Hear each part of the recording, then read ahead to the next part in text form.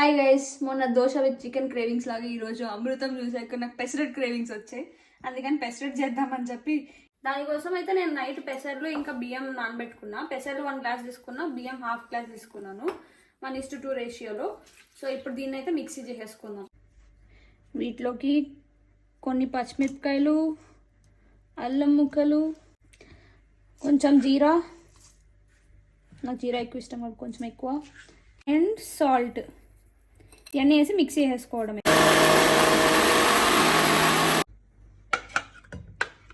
మనకి ఈ కన్సిస్టెన్సీ సరిపోతుంది గైస్. దోశ కంటే కొంచెం థిక్గా ఉండదు, దోశ బ్యాటర్ కంటే. పెసరెట్టు రెడీ అవుతుంది ఫ్రెండ్స్, పెసరెట్టు రెడీ.